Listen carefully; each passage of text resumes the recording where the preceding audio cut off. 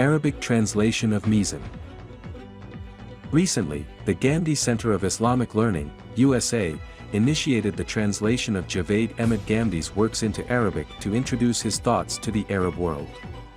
This project began with the translation of his books Al-Islam and Maqamat into Arabic. Recently, the renowned scholar and researcher Ghatrif Shababaz Nadwi completed the Arabic translation of Javed Ahmed Ghamdi's book Mizan. The Arabic edition of Mizan is now in the final stages of preparation and will soon be available for Arabic readers. Book stall at Sharjah International Book Fair. Last month, the Gandhi Center participated in the Sharjah International Book Fair and set up a book stall. A large number of visitors came to the stall and purchased books. During the closing ceremony of the fair, Hamza Ali Abbasi spoke on literature, faith, and self-awareness. Hamza Ali Abbasi's book launch. In November 2024, the Pakistan Association Dubai hosted Hamza Ali Abbasi at an event where his book, My Discovery of God, Islam and Judgment Day, published under the auspices of the Gandhi Center, was launched. The event took place at the Niyaz Muslim Library, where Abbasi presented a copy of his book to the library as a contribution to its valuable collection.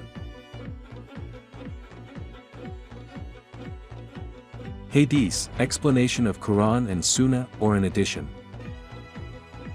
In his recent article Hadith, explanation of Quran and Sunnah or an edition, Sayyid Manzoor Ol Hassan explained Javed Ahmed Ghamdi's perspective on Hadith. After defining the sources of religion and the concept of Sunnah, he writes that Hadith elaborates on both beliefs and actions. However, this elaboration is based on the beliefs and actions already mentioned in the Quran and established in the Sunnah. The legal rulings found in Hadith are not new laws but clarifications, interpretations, and practical demonstrations of the laws found in the Quran and Sunnah. Therefore, the rulings of the Quran and Sunnah are part of the religion, and the explanations and practical examples provided in Hadith are also part of the religion. This article can be read in the November 2024 issue of Ishraq America. The Prophet's Message. In The Prophet's Message, Muhammad Hassan Elias discusses the scope of prophetic messages and their universal impact, while responding to the claim that all prophets were sent exclusively to their nations, and thus the message of the Prophet Muhammad, peace be upon him, was also limited to the Arabs. He argues, with Quranic evidence, that the teachings and messages of the prophets are, by nature, free from the constraints of time and place, embodying a universal message and eternal truth for all humanity. Consequently, the mission of the Prophet Muhammad, peace be upon him, and the Quran's message is for all of humankind. This article can also be read in the November 2024 issue of Ishraq America. Gandhi Center's online Conca. Under the Gandhi Center's initiative, Moz Amjad conducts weekly online sessions focusing on self-purification. These sessions explore various aspects of self-reform and address questions from participants. Topics discussed last month included faith and righteous deeds, encouraging reflection on one's faith, true faith inspires correct action, understanding motivations, the difference between faith and superstitions. Recordings of these sessions are available on the Gandhi Center's YouTube channel. Islam Study Circle. In November 2024, Dr. Shehzad Salim addressed the following topics in the Islam Study Circle program: the rope of Allah, compassion, respect for parents. Additionally, a discussion was held on the theme of my role model, and questions related to the topics were answered. The recording is available on the Gandhi Center's YouTube channel. Tafhim al-Athar Series. In the Tafhim al-Athar series, programs last month focused on the fear and reverence experienced by the companions during Quranic recitation. Other key topics included encouraging the learning of the Quran and its correct understanding, and qualifying for the Quran's intercession on the Day of Judgment. Recordings are available on the Gandhi Center's YouTube channel. Teaching of Al-Bayan in English. Last month, Dr. Shehzad Salim delivered lectures on Javed Ahmed Ghamdi's Al-Bayan, covering Surah Al-Imran, verses 180 to 200, and Surah Al-Nisa, verses 1 to 22. Recordings of these lectures can be found on the Gandhi Center's YouTube channel. The Prophet's Case in Divine Court. In his article The Prophet's Case in Divine Court, Zakwan Nadwi highlights the misfortune of those who neglect the Quran and ignore its teachings. He writes that on the Day of Judgment, the Prophet Muhammad, peace be upon him, will testify against those who abandon the Quran and present their case before Allah. He warns that the activities we prioritize over the Book of Allah today will not serve as a defense against the Prophet's testimony. This article can be read in the November 2024 issue of Ishraq America. Principles and Fundamentals. Dr. Shehzad Salim records monthly English lectures on various topics from Mizan. In November 2024, he recorded 2 lectures on Principles and Fundamentals as part of the Mizan Lecture series. These recordings are available on the Gandhi Center's YouTube channel. Issuance of fatwas based on religious opinions. The Gandhi Center often receives queries about legal applications of Sharia, such as marriage, divorce, inheritance, and other social and economic issues. Last month, 4 fatwas were issued based on the principles of Javed Ahmed Ghamdi's thought, prepared by Muhammad Hassan Elias. Private online consultation sessions. Every month, Dr. Shehzad Salim conducts online private consultation sessions to address personal and family issues. Over 30 sessions were held last month, where participants sought guidance on parental challenges and teenage issues. Elmo Hikmat with Javed Ahmed Ghamdi. In November 2024, the weekly program Elmo Hikmat with Ghamdi aired 3 episodes discussing the ranks and qualities of scholars. Viewers' questions were also addressed, such as: is it appropriate for a teacher to aspire to become a researcher? What is necessary to become a preacher of Islam? Is it essential to abandon worldly comforts to become a preacher? Recordings are available on the Gandhi Center's YouTube channel. Ask Dr. Shehzad Salim. This is a live monthly question and answer session where Dr. Shehzad Salim answers questions on various religious, moral, and social topics. Participants can ask questions in both Urdu and English. Recorded lectures on various topics. In November 2024, Dr. Shehzad Salim recorded lectures on topics such as the forgotten lessons of the Quran and humanity. These lectures are available on the Gandhi Center's YouTube channel.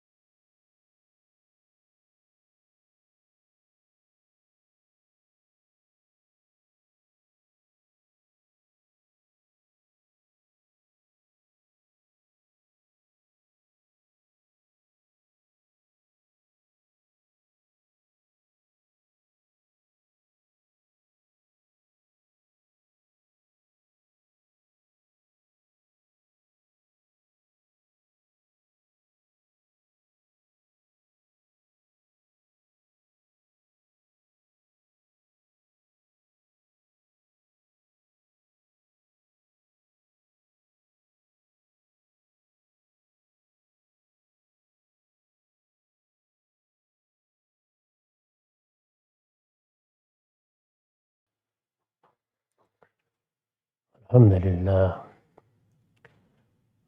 للہ رب العالمین والصلاة والسلام علی محمد الامین اعوذ باللہ من الشیطان الرجیم بسم اللہ الرحمن الرحیم۔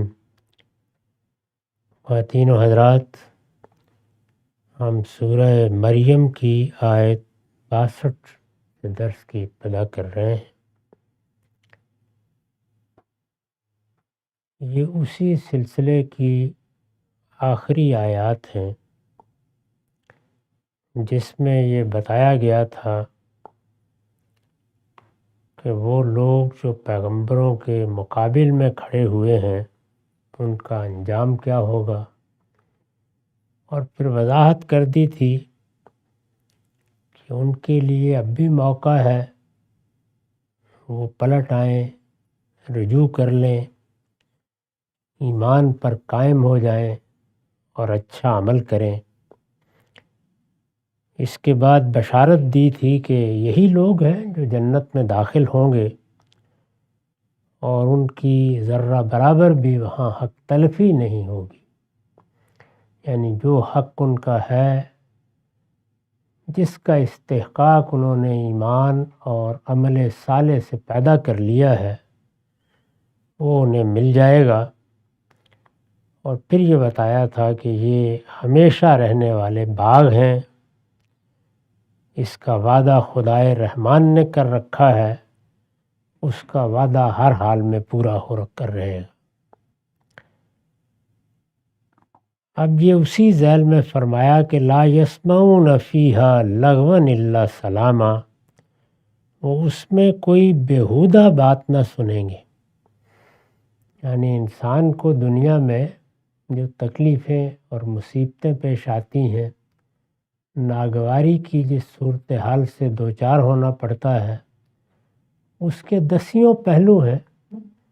اس میں کم ترین چیز یہ ہے کہ اسے کوئی بری بات سننی پڑے، بری بات خواہ وہ اس کے بارے میں ہو، خواہ وہ دشنام ترازی کی نوعیت کی ہو، خواہ اس میں الزامات ہوں، خواہ صحیح بات سے انحراف کا تاثر ہو۔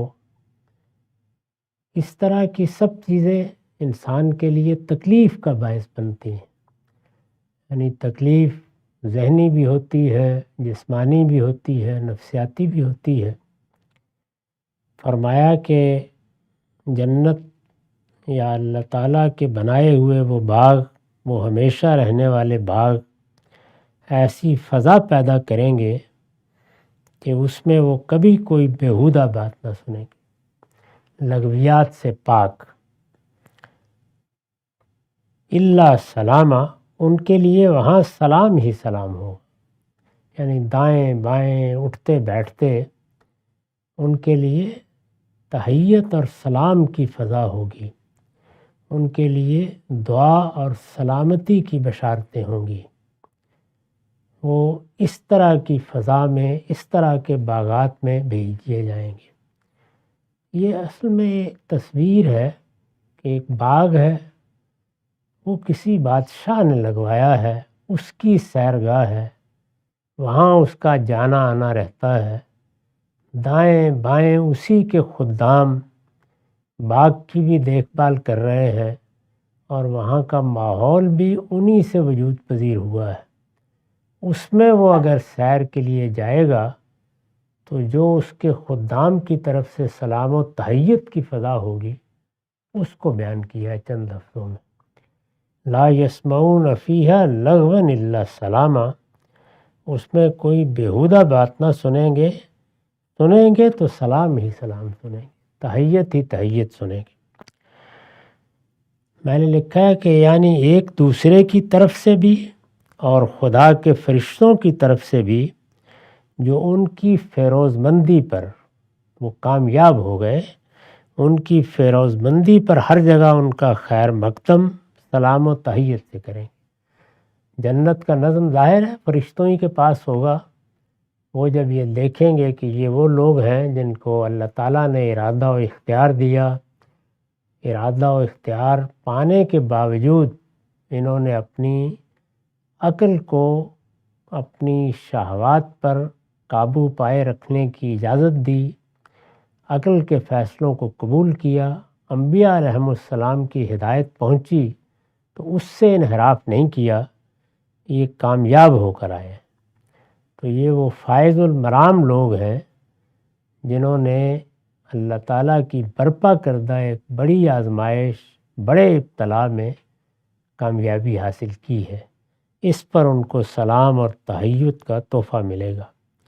وَلَهُمْ رِزْقُهُمْ فِيهَا بُكْرَةً وَعَشِيًّا، ان کا رزق صبح و شام اس پہ مہیا ہوگا۔ رزق کا لفظ بہت جامع لفظ ہے، یعنی انسان چونکہ ایک جسمانی وجود رکھتا ہے تو اس لیے کھانا پینا بھی اس کی ضرورت ہے، لیکن اگر انسان کی پوری شخصیت کو سامنے رکھا جائے تو جو ضرورتیں بھی اس کو لاحق ہوتی ہیں، وہ خواہ ذہنی ہوں، خواہ جسمانی ہوں، خواہ نفسیاتی ہوں، انسان کی پوری شخصیت جن چیزوں کا تقاضا کرتی ہے ان کو مہیا کرنے کے لیے جو سامان بھی دیا جائے گا وہ سب رزق کہلاتا ہے۔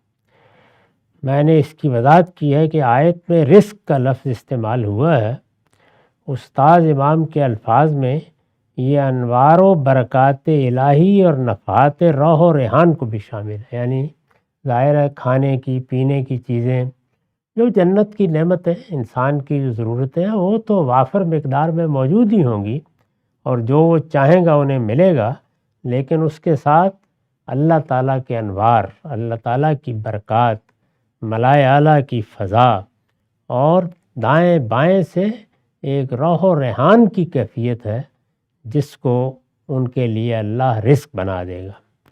مطلب یہ ہے کہ ان کے جسم و جان اور دل و دماغ کے لیے، یعنی پورے انسانی وجود یا پوری انسانی شخصیت کے لیے، جس میں اس کا باطن بھی ہے اس کا ظاہر بھی ہے، ان کے جسم و جان اور دل و دماغ کے لیے یہ تمام عنایات صبح و شام ان پر ہوتی رہیں گی۔ تو عنایات کے معنی میں یہاں رزق کا لفظ استعمال ہوا ہے، اللہ تعالیٰ کی طرف سے یہ ان کو ملے گا۔ ارشاد ہوا تلک الجنت التی نورث من عبادنا من کان تقیا، یہ وہ جنت ہے جس کا وارث ہم اپنے بندوں میں سے ان کو بنائیں گے جو خدا سے ڈرنے والے، یعنی جو خدا کے بندوں کی حیثیت سے جیتے رہے، نچنت اور بے خوف ہو کر نہیں رہے، اندیشہ ناکی کی زندگی بسر کی، ہمیشہ متنبہ رہے کہ ہم کوئی غلط کام نہ کریں، اپنے آپ کو گناہوں سے اور جرائم سے بچائے رکھا۔ تو ارشاد ہوا کہ یہ وہ لوگ ہیں من کان تقیہ، ہمارے بندوں میں سے جن کو ہم اس جنت کا وارث بنا دیں۔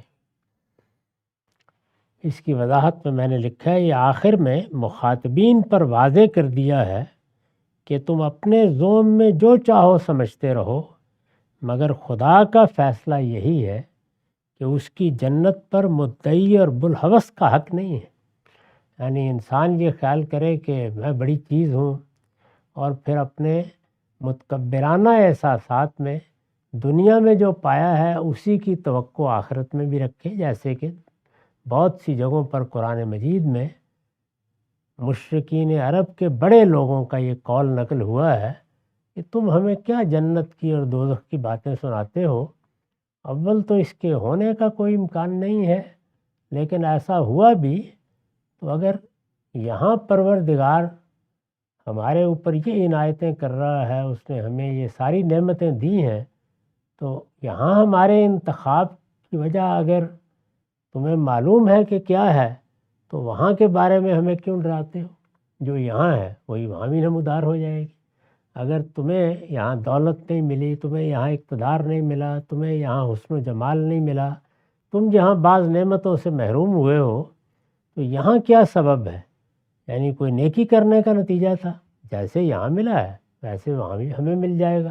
تو یہ وہ عام طور پر کہتے ہیں، لیکن فرمایا کہ نہیں، اس کا کوئی سوال نہیں ہے، یہ دنیا تو ابتلا کی دنیا تھی، امتحان کی دنیا تھی، یہ گزر گئی، اس جنت میں پھر فیصلہ ہوگا اور وہ فیصلہ اس بنیاد پر ہوگا۔ اس کے بعد تھوڑی دیر کے لیے ایک معترضہ جملہ یا معترضہ پیرا آ گیا ہے جس میں جبریل نے اپنی معذرت پیش کی ہے، یعنی درمیان میں بات روک دی ہے۔ جو کچھ اللہ تعالیٰ کی طرف سے وہ کلام نازل کر رہے تھے اس کو روک کر انہوں نے یہ بتایا ہے کہ ہم کبھی اگر نہیں آتے یا آپ کے دل میں وحی کا انتظار ہوتا ہے یا آپ قرآن کے منتظر ہوتے ہیں اور اس میں لمبا وقفہ آ جاتا ہے، بعض اوقات ایسا ہوتا تھا، تو اس میں ہماری طرف سے کوتاہی نہیں ہوتی۔ یہ انہوں نے اپنی معذرت پیش کی ہے درمیان میں۔ وَمَا نَتَنَزَّلُ إِلَّا بِأَمْرِ رَبِّكَ، ہم کو معلوم ہے محمد کہ تم ہمارے لیے منتظر رہتے ہو، لیکن ہمارا معاملہ یہ ہے کہ ہم تمہارے پروردگار کے حکم سے اترتے ہیں، یعنی ہمارا اپنے طور پر کوئی لے کے آ جانا ممکن نہیں ہے۔ ہم تو مامور ہیں، اوپر سے ہمیں کہا جاتا ہے، ہم آ جاتے ہیں۔ اس وجہ سے آپ انتظار کرتے ہیں، آپ کو انتظار کا حق بھی ہے۔ ہو سکتا ہے کہ ایک لمبے عرصے کے بعد ہم آئے ہیں تو یہ چیز آپ پر گراں رہتی ہو، لیکن اس میں ہماری کسی کوتاہی کو یا ہمارے کسی گریز کو کوئی دخل نہیں ہے۔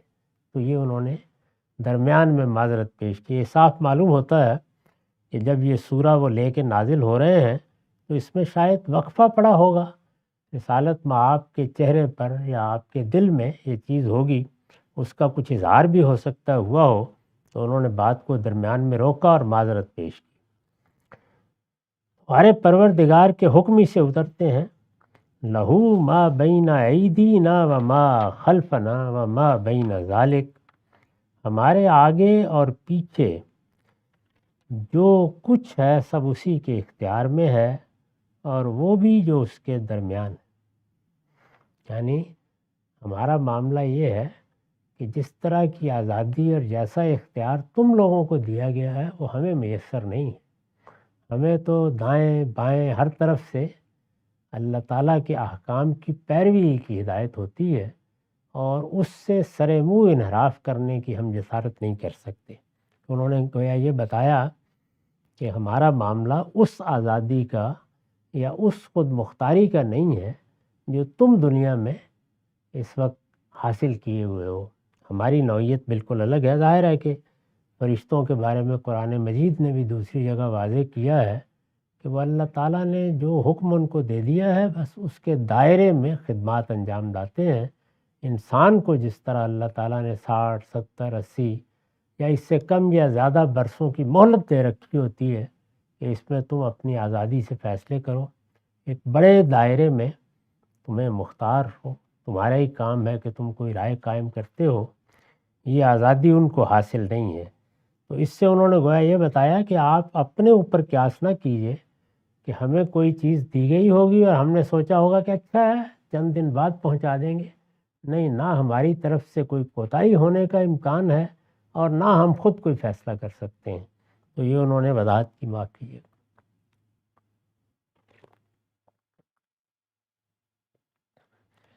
اس پر میں نے لکھا ہے یہاں سے آگے یہ پورا پیرا در حقیقت ایک جملہ معترضہ ہے جس میں جبریل امین کی زبان سے ان کے دیر سے آنے پر معذرت بھی ہے، اور وحی کے لیے رسول اللہ صلی اللہ علیہ وسلم کے شوق و اضطراب اور عجلت و بے قراری پر صبر و انتظار کی تلقین بھی۔ قرآن مجید اللہ کی کتاب ہے، ظاہر ہے کہ تھوڑی دیر کے لیے تصور کیجئے کہ ہم میں سے کسی کا انتخاب کر کے یہ کتاب دی جا رہی ہو تو کیسا اضطراب ہوگا، کیسی خواہش ہوگی۔ ہر روز آدمی کی نگاہیں آسمانی کی طرف اٹھیں گی، مجھ پر تو اللہ کا کلام، اللہ کی کتاب نازل ہو رہی ہے، اس میں اللہ کی اپنی حکمتیں ہیں، وہ اپنے ہی لحاظ سے پیغمبر کو ذمہ داری دیتا ہے، اور پھر ہر لمحے نگرانی ہو رہی ہوتی ہے، جو کچھ دیا جاتا ہے کیا وہ پہنچ گیا، بے کم و کاست پہنچ گیا، اس میں کوئی ایسا معاملہ تو نہیں ہے جس کی وضاحت کی ضرورت ہے، کوئی ایسی چیز تو نہیں جو نئی سامنے آ رہی ہے اور اس پر بھی کوئی ہدایت ہونی چاہیے۔ قرآن کو ہم پڑھیں تو بالکل ایک زندہ کلام ہے، یعنی جو اس وقت کشمکش برپا ہے، دعوت دی جا رہی ہے، سوالات ہو رہے ہیں، اعتراضات پیش کیے جا رہے ہیں، لوگوں کے رد عمل پر تبصرہ ہو رہا ہے، اس طرح کی صورتحال قرآن کی پوری فضا میں نظر آتی ہے، تو اس میں رسالت مآب کو بھی بے چینی ہوتی ہوگی، اضطراب ہوتا ہوگا۔ آپ بھی چاہتے ہوں گے کہ یہ پورا کلام مجھ پر نازل ہو جائے، جلد سے جلد آ جائے، آخر جبریل اتنے دن سے کیوں لے کر نہیں آئے؟ تو کسی موقع پر یہ صاف معلوم ہوتا ہے کہ تاخیر ہوئی، تو انہوں نے وضاحت کی، اور یہ اس کے بعد یعنی جب یہ وضاحت کی ہے تو آگے آپ دیکھیں گے کہ یہ بھی بتایا ہے کہ شوق و اضطراب اپنی جگہ، بے قراری اپنی جگہ، اللہ کی ہدایت کے لیے جو طلب آپ کے اندر ہے وہ اپنی جگہ بہت قابل تحسین ہے، لیکن یہ معاملہ ایسا ہے کہ اس کو اللہ کی حکمت کے مطابق ہونا ہے۔ اس میں ہر مرحلہ اسی وقت آئے گا جس کا وقت طے کر دیا گیا ہے، اس لیے صبر اور انتظار۔ یہ معلوم ہے کہ قرآن مجید نے سب سے زیادہ رسالت مآب کو جس چیز کی تلقین کی ہے وہ یہ ہے کہ آپ کے سپرد جو کام کیا گیا ہے، اس کام کا ایک نقشہ پروردگار کے سامنے ہے، ایک پوری اسکیم ہے جس کے تحت آپ کو یہ ذمہ داری دی گئی ہے۔ اس میں آپ کے اختیارات کیا ہیں وہ بھی محدود ہیں، بہت سے فیصلے ہیں جو اللہ ہی کو کرنے ہیں، لہٰذا اس اسکیم سے دائیں یا بائیں ہو کر کوئی خواہش نہیں کی جا سکتی۔ اس میں کچھ فیصلے ہونے ہیں، کب ہجرت کا فیصلہ ہے، کب اقدام کا فیصلہ ہے، یہ سب فیصلے اللہ کرے گا۔ اس میں کسی کے لیے اجتہاد کی کوئی گنجائش نہیں ہے، یعنی پیغمبر نہ ہجرت اپنی مرضی سے کر سکتا ہے، نہ اپنی قوم کو چھوڑ کر اپنی مرضی سے جا سکتا ہے، نہ کسی اقدام کا فیصلہ کر سکتا ہے۔ تو اس کو بیان کر دیا گیا تھا کیونکہ ایک پیغمبر سے پیغمبروں کی تاریخ میں ایک بڑی غلطی ہوئی۔ سیدنا یونس کے بارے میں معلوم ہے کہ انہوں نے جب یہ دیکھا کہ میری قوم کے لوگ بڑے لاخیرے ہیں، میں کس خیرخواہی کے جذبے سے ان کو دعوت دے رہا ہوں، ہدایت پہنچا رہا ہوں، میری بات ہی نہیں سنتے، انہوں نے محسوس کیا کہ یہ تو اب اس درجے کو پہنچ چکے ہیں کہ عذاب ہی ان پر آئے گا، تو چھوڑ کر نکل گئے۔ اللہ تعالیٰ نے اس کو بنیاد بنا کر یہ بتایا کہ یہ غلطی تھی، ان کو اپنی قوم کو چھوڑ کر نہیں جانا تھا، چھوڑ کر جانے کا فیصلہ ہم کرتے ہیں، یہ پیغمبر کے لیے اجتہاد پر نہیں چھوڑا جاتا۔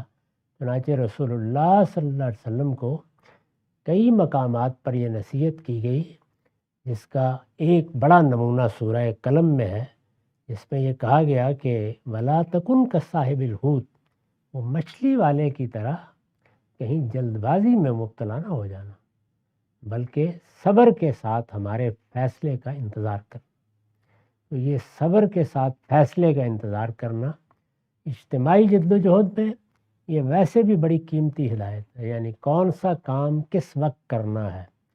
تدبیر کے معاملات میں رضانت، تحمل اور آخری درجے میں کشمکش سے یا تصادم سے گریز یہ کرنا ہوتا ہے۔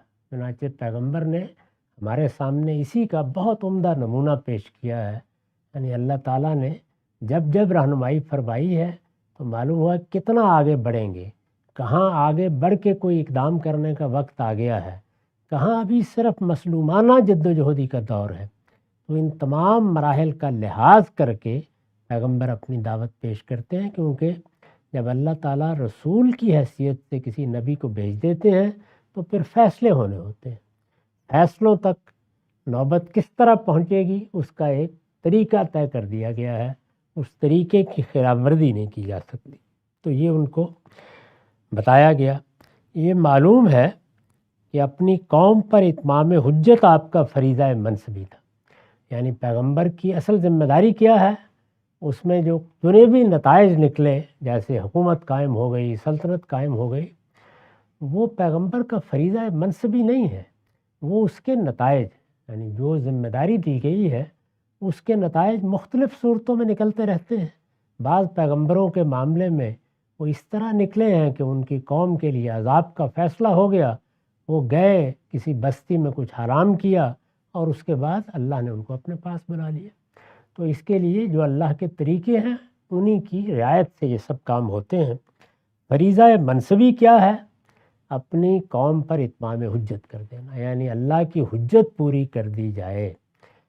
اللہ تعالیٰ جس طرح چاہتے ہیں، جس ترتیب سے چاہتے ہیں، جن مراحل سے گزار کر چاہتے ہیں، حق واضح کر دیا جائے۔ یہ پیغمبر کی ذمہ داری ہے۔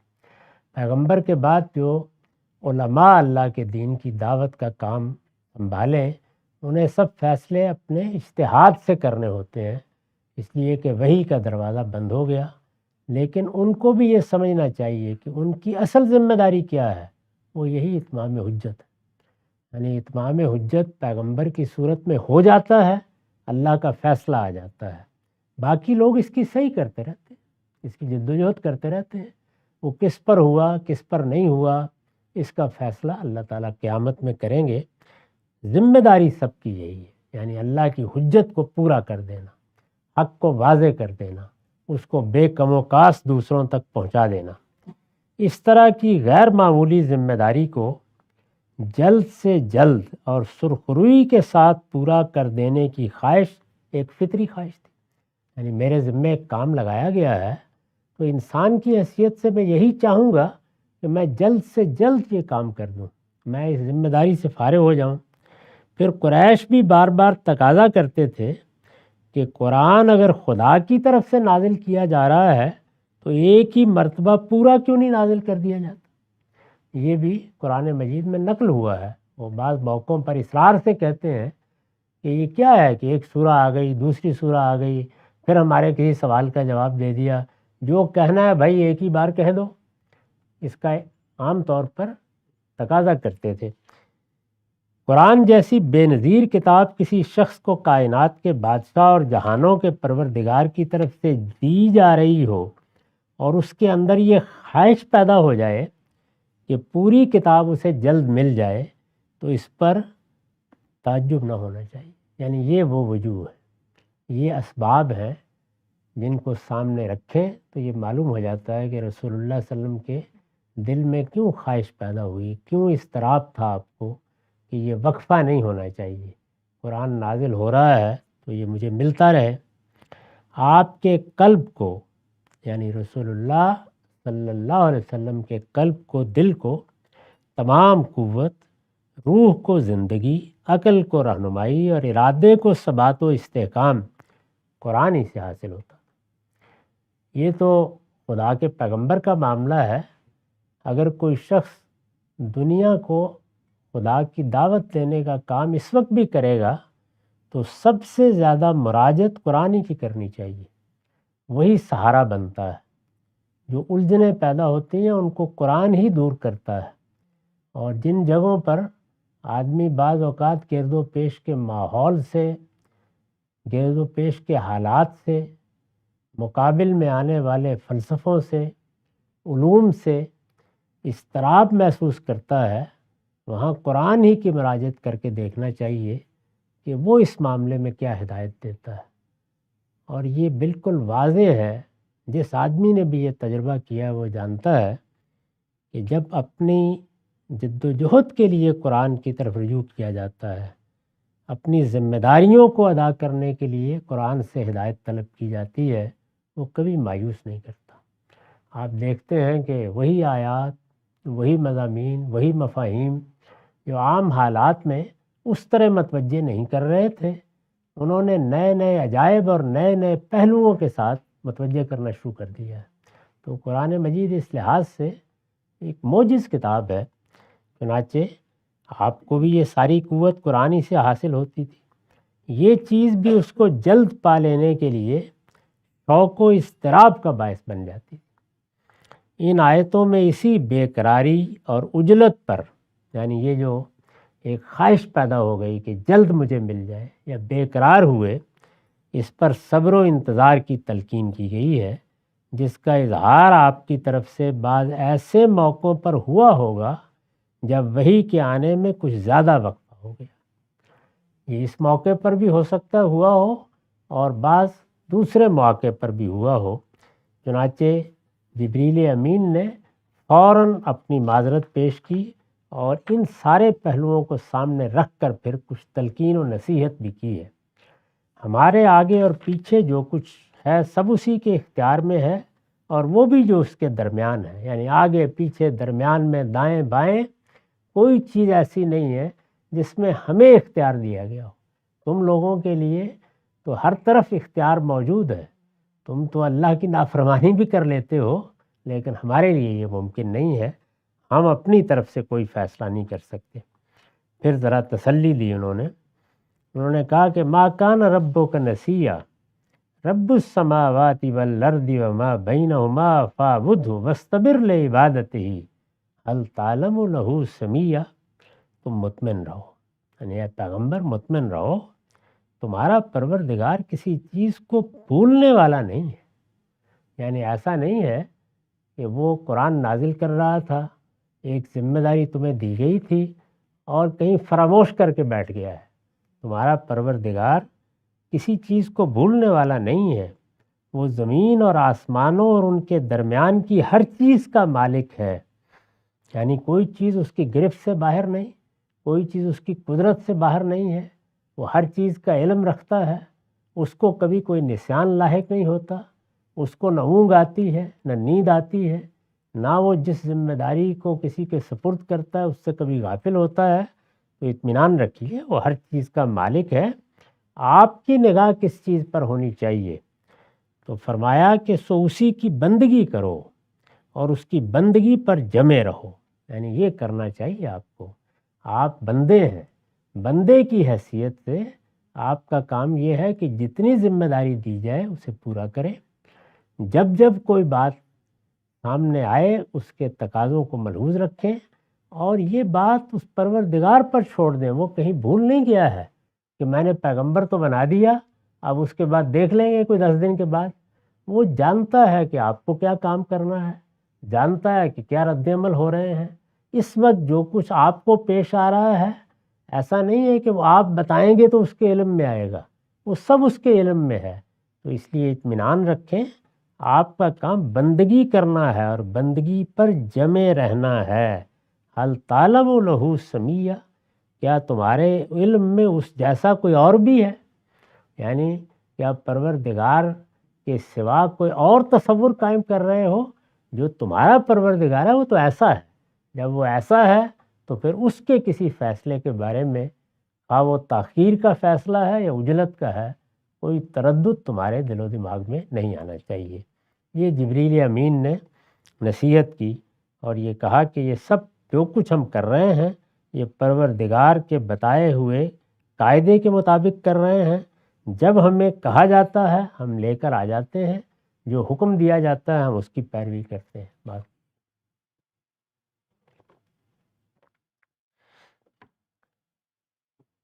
تو یہ دونوں باتیں انہوں نے واضح کر دیں، میں نے وضاحت کیا، مطلب یہ ہے کہ اگر دیر ہوئی ہے تو کسی مصلحت و حکمت کے پیش نظر ہوئی ہے، تمہارا پروردگار تمہیں بھول نہیں گیا ہے۔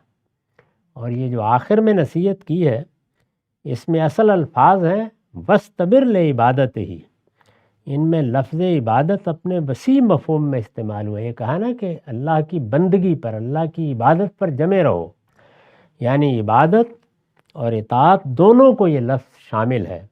اسی طرح صبر کی جگہ استبار ہے، جس میں صبر کے مقابلے میں زیادہ زور ہے، یعنی لفظ صبر نہیں استعمال کیا محض، اس کے لیے استبار کا لفظ استعمال کیا ہے۔ اور عربی زبان میں جب اس طرح خود لفظ کے اندر حروف کا اضافہ ہو جاتا ہے تو ایک طرح کا مبالغہ اور زور پیدا ہو جاتا ہے۔ پھر اس کے بعد لام کا صلہ ہے، یعنی ایک پریپوزیشن اس کے بعد آئی ہے، یہ اس طریقے سے آئے تو انتظار کے مفہوم پر متضمن ہو جاتا ہے، یعنی صبر کے ساتھ اس میں انتظار کا مفہوم بھی آ جاتا ہے۔ آیت کے یہ مضمرات ہے، یعنی یہ چیزیں ہیں جو الفاظ میں، حروف میں، اس کی ترکیب اور تالیف میں چھپی ہوئی ہیں، ان کو اردو ترجمے میں منتقل کرنا آسان نہیں ہے۔ مدعا یہ ہے کہ اپنی قوم کے مقابلے میں صبر کے ساتھ خدا کے فیصلے کا انتظار کرو، اور جو کچھ بھی حکم دیا جائے پوری استقامت کے ساتھ اس کی تعمیل کرتے رہو، یہی تمہارے منصب کا تقاضا ہے۔ یہ گویا انہوں نے نصیحت کی ہے۔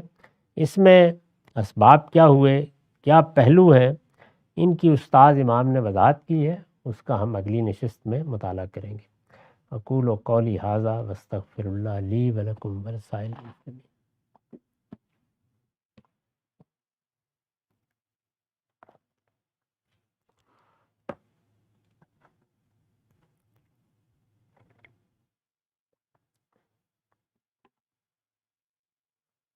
بسم اللہ الرحمن الرحیم۔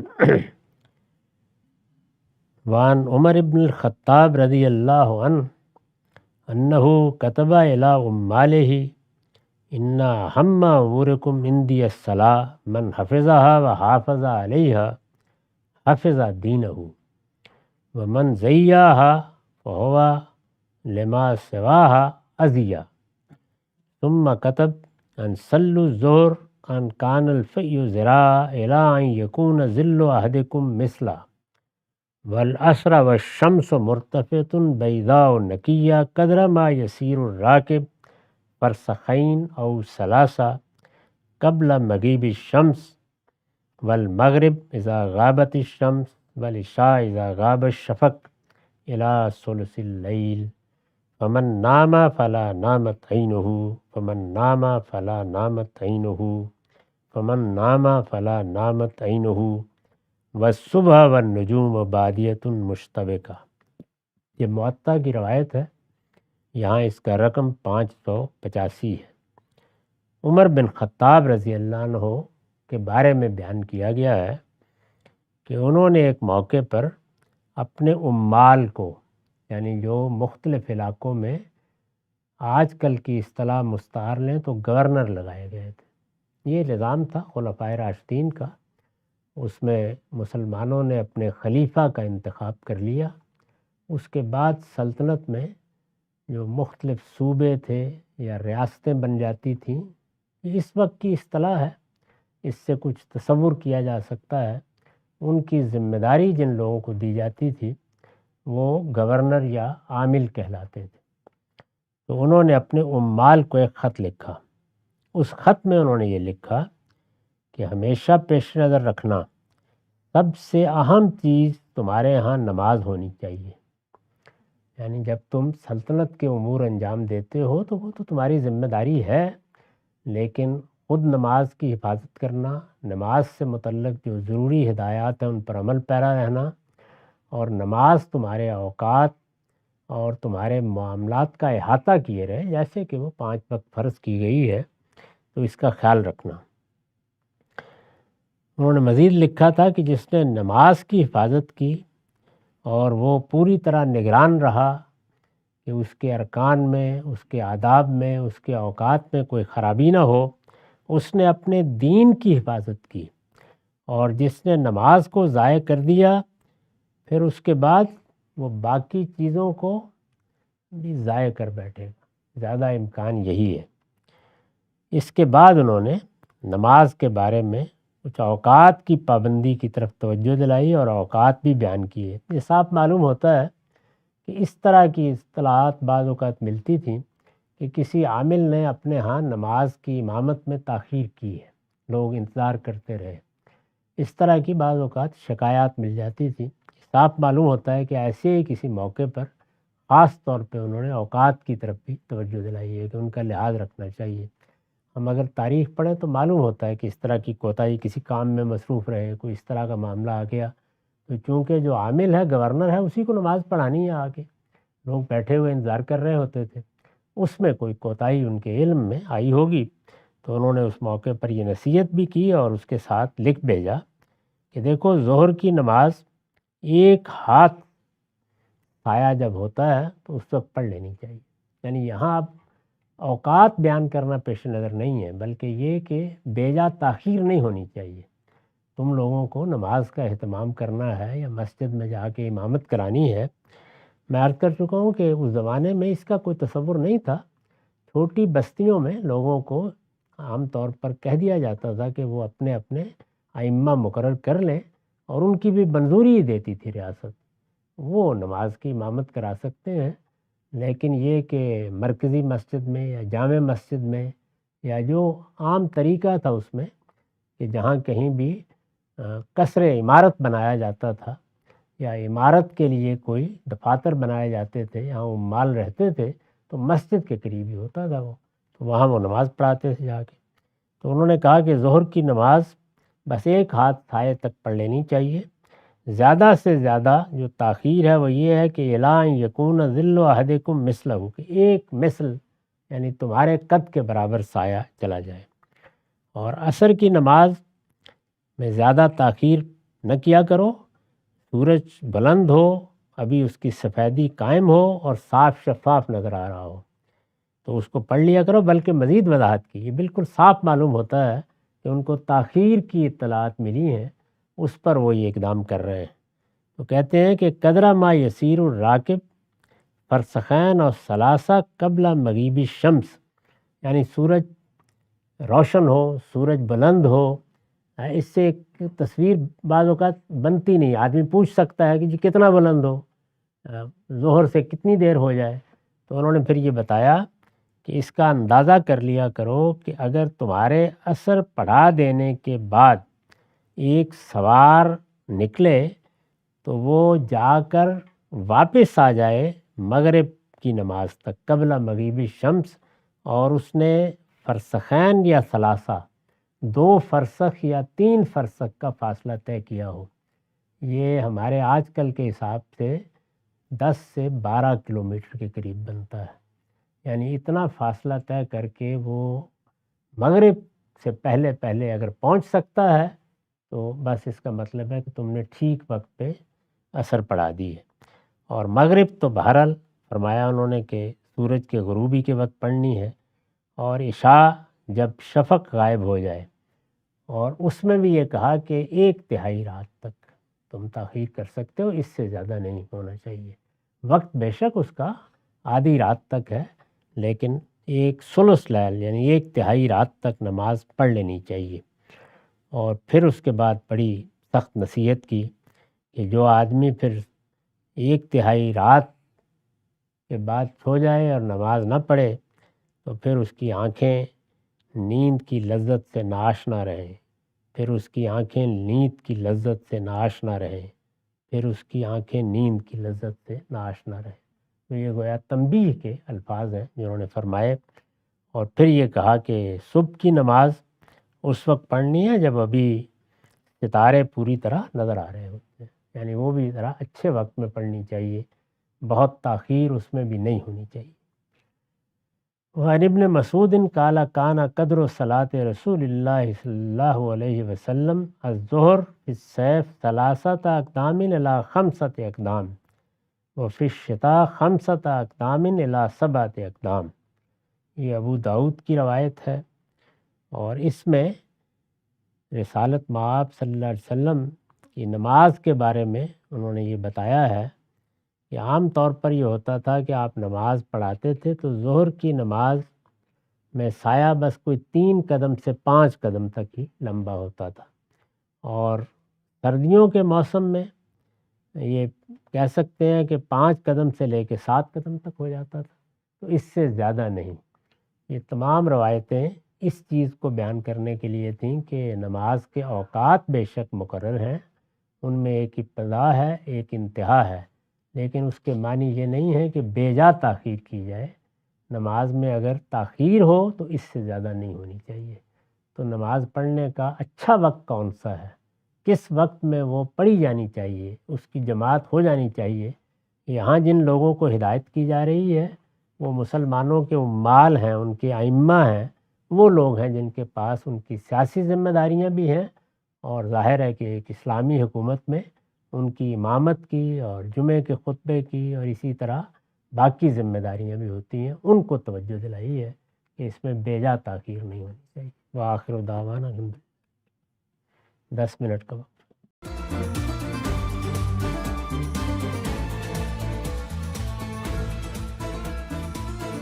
Newsletter, Al Morid USA, December 2024. Arabic translation of Mizan. Recently, the Gandhi Center of Islamic Learning, USA, initiated the translation of Javed Ahmed Gandhi's works into Arabic to introduce his thoughts to the Arab world. This project began with the translation of his books Al-Islam and Maqamat into Arabic. Recently, the renowned scholar and researcher Ghatrif Shababaz Nadwi completed the Arabic translation of Javed Ahmed Ghamdi's book Mizan. The Arabic edition of Mizan is now in the final stages of preparation and will soon be available for Arabic readers. Book stall at Sharjah International Book Fair. Last month, the Ghamdi Center participated in the Sharjah International Book Fair and set up a book stall. A large number of visitors came to the stall and purchased books. During the closing ceremony of the fair, Hamza Ali Abbasi spoke on literature, faith, and self-awareness. Hamza Ali Abbasi's book launch. In November 2024, the Pakistan Association Dubai hosted Hamza Ali Abbasi at an event where his book, My Discovery of God, Islam and Judgment Day, published under the auspices of the Ghamdi Center, was launched. The event took place at the Niyaz Muslim Library, where Abbasi presented a copy of his book to the library as a contribution to its valuable collection. Hadith, explanation of Quran and Sunnah or an addition. In his recent article Hadith, explanation of Quran and Sunnah or an addition, Sayyid Manzoor Ol Hassan explained Javed Ahmed Ghamdi's perspective on Hadith. After defining the sources of religion and the concept of Sunnah, he writes that Hadith elaborates on both beliefs and actions.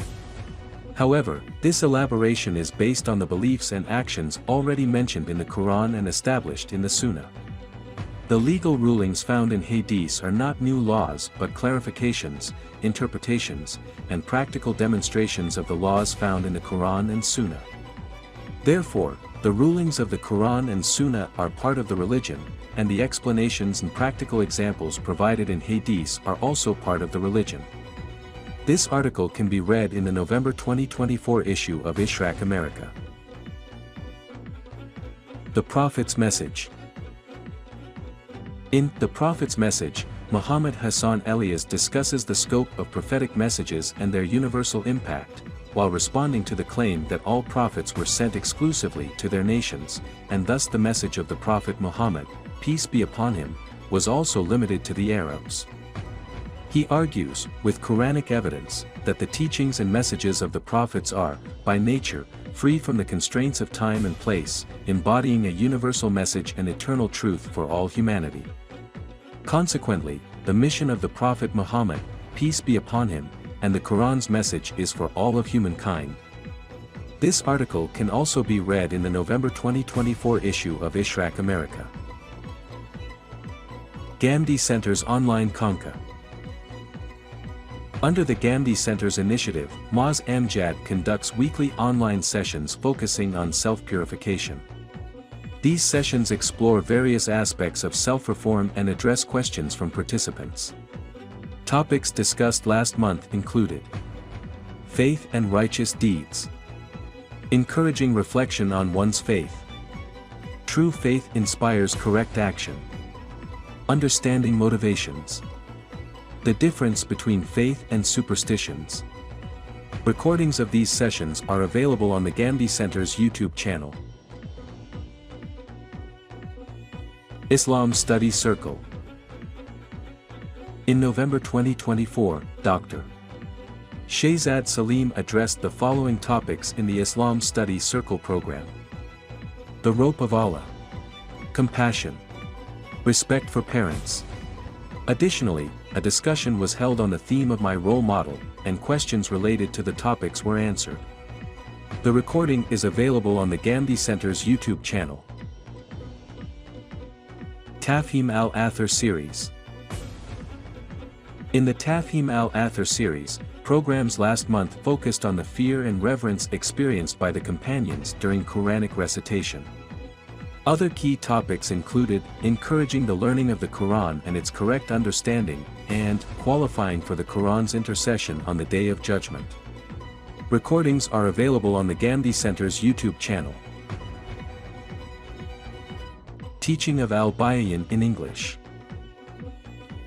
Last month, Dr. Shehzad Salim delivered lectures on Javed Ahmed Ghamdi's Al-Bayan, covering Surah Al Imran, verses 180 to 200, and Surah Al-Nisa, verses 1 to 22.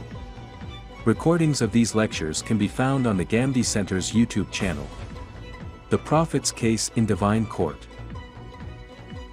In his article The Prophet's Case in Divine Court, Zakwan Nadwi highlights the misfortune of those who neglect the Quran and ignore its teachings. He writes that on the Day of Judgment, the Prophet Muhammad, peace be upon him, will testify against those who abandon the Quran and present their case before Allah. He warns that the activities we prioritize over the Book of Allah today will not serve as a defense against the Prophet's testimony. This article can be read in the November 2024 issue of Ishraq America. Principles and Fundamentals. Dr. Shehzad Salim records monthly English lectures on various topics from Mizan. In November 2024, he recorded 2 lectures on Principles and Fundamentals as part of the Mizan Lectures series. These recordings are available on the Ghamdi Center's YouTube channel. Issuance of fatwas based on religious opinions. The Ghamdi Center often receives queries about legal applications of Sharia, such as marriage, divorce, inheritance, and other social and economic issues. Last month, 4 fatwas were issued based on the principles of Javed Ahmed Ghamdi's thought, prepared by Muhammad Hassan Elias. Private online consultation sessions. Every month, Dr. Shehzad Salim conducts online private consultation sessions to address personal and family issues. Over 30 sessions were held last month, where participants sought guidance on parental challenges and teenage issues. Elmo Hikmat with Javed Ahmed Ghamdi. In November 2024, the weekly program Elmo Hikmat with Ghamdi aired 3 episodes discussing the ranks and qualities of scholars. Viewers' questions were also addressed, such as: is it appropriate for a teacher to aspire to become a researcher? What is necessary to become a preacher of Islam? Is it essential to abandon worldly comforts to become a preacher? Recordings are available on the Ghamdi Center's YouTube channel. Ask Dr. Shehzad Salim. This is a live monthly question and answer session where Dr. Shehzad Salim answers questions on various religious, moral, and social topics. Participants can ask questions in both Urdu and English. Recorded lectures on various topics. In November 2024, Dr. Shehzad Salim recorded lectures on topics such as the forgotten lessons of the Quran and humanity. These lectures are available on the Ghamdi Center's YouTube channel.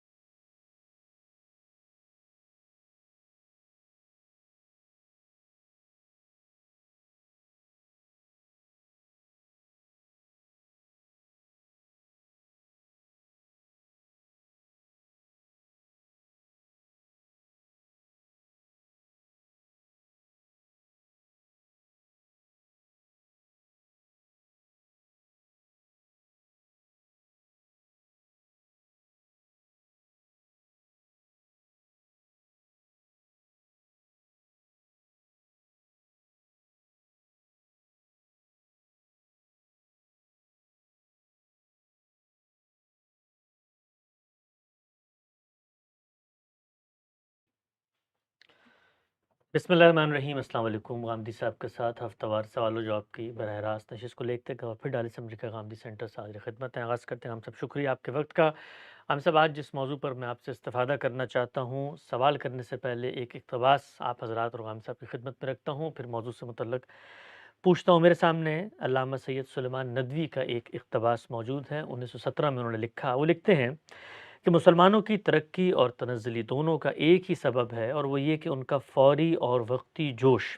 وہ سیلاب کی مانند پہاڑ کو اپنی جگہ سے ہلا سکتے ہیں، لیکن کوکن کی طرح ایک ایک پتھر کو جدا کر کے راستہ صاف نہیں کر سکتے۔ وہ بجلی کے مثل ایک آن میں خرمن کو جلا سکتے ہیں، لیکن چیونٹی کی طرح ایک ایک دانہ نہیں ڈھو سکتے۔ وہ ایک مسجد کی مدافعت میں اپنا خون پانی کی طرح بہا سکتے ہیں، لیکن کسی منہدم مسجد کو دوبارہ بنانے کے لیے مستقل کوشش نہیں رکھ سکتے۔ یہ ان سے ممکن تھا کہ محمد علی اور ابوالکلام کے دائیں بائیں گر کر جانے دے دیں، لیکن ان کے بس کی بات نہیں کہ مسلسل آئینی جدوجہد سے ان اسیران اسلام کو جیل سے چھڑا لائیں۔